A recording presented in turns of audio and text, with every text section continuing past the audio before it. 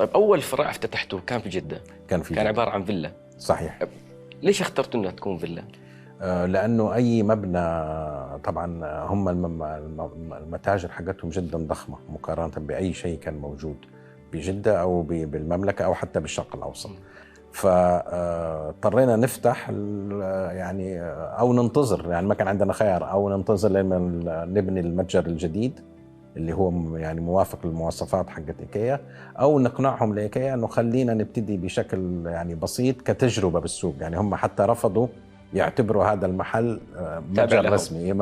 لا، قالوا لنا بيعوا فيه، نحن رح نعتبره كمتجر يعني تجربة. فين كان؟ كان قريب على شارع الكورنيش، على شارع الكورنيش بجدة، بداية شارع الكورنيش بجدة. ففتحنا الفيلتين، ضميناهم على بعض وفتحناهم، والحمد لله كانت نتائج أيضا جدا ممتازة. والالتزام المالي لفتح المتجر الأول حق إيكيا كان يعني بالنسبة لي بذاك الوقت كان التزام كبير جدا. كم كان؟ ذاك الوقت كان 15 مليون ريال ذاك الوقت.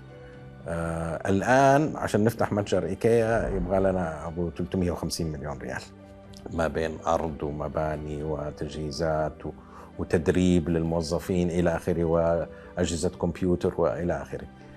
فال 15 مليون ريال كانت بالنسبة لي مبلغ كبير، هذا كان التحدي. كيف تصرف؟ كيف حليتها؟ يعني سبحان الله، يعني أول شيء الوالدة توفت الله يرحمها وتركت لي كم قرش، فكان هذا جزء من التمويل جاء من بيع بعض الأصول اللي تركت لي هي الوالدة.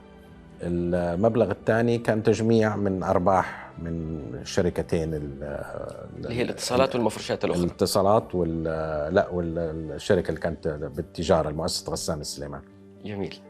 أيضا هذا لم يغطي المبلغ بالكامل، فكان يدوبك بكل هذا الكلام، لأنه الاثنين البريطانيين اللي عندي قرروا إنه المشروع كبير عليهم حق إيكيا. ما دخلوا معك؟ لا، ابتدوا معايا على أساس يدخلوا، وبعدين لما شافوا يعني المبلغ كبر يعني قالوا نحن خلاص، يعني هم كانوا كبار بالسن، قالوا نحن جمعنا يعني ما يكفينا أن نتقاعد بشكل طيب، فنبغى نعرض حصتنا للبيع. فاشتريت حصتهم أنا. فلما اشتريت حصتهم وحطيت كمان يعني ما يغطي حصتي برأس المال، لقيت إنه في فجوة ما أقدر أغطيها.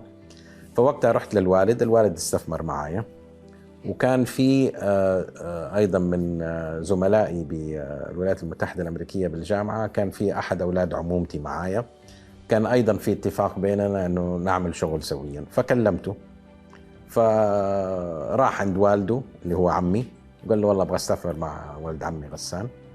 قال له طيب، بس بشرط تدخل أخوانك معك. ف3 من أولاد العمومة، هو و2 أخوانه، دخلوا معنا شركاء. فما بين الوالد وأولاد العمومة ال3 غطينا المبلغ حق رأس المال. فابتدينا ب5 أشخاص، وكان يعني كثير من أفراد الأسرة والأصدقاء يقولوا هذا غسان مجنون، حط ما فوقه وما تحته بمشروع لم يجرب نجاحه في المملكة العربية السعودية. طبعا هذا طبيعي بريادة الأعمال بشكل كبير، يعني لو تأخذ شريحة من رواد الأعمال الآن إنهم يأخذوا المخاطرات هذه ما هو بالشيء الغريب. لكن بذاك الوقت بأسرتنا بمحيطنا إنه والله كيف يعني لو فشل المشروع خلاص يعني انخرب بيت الرجال.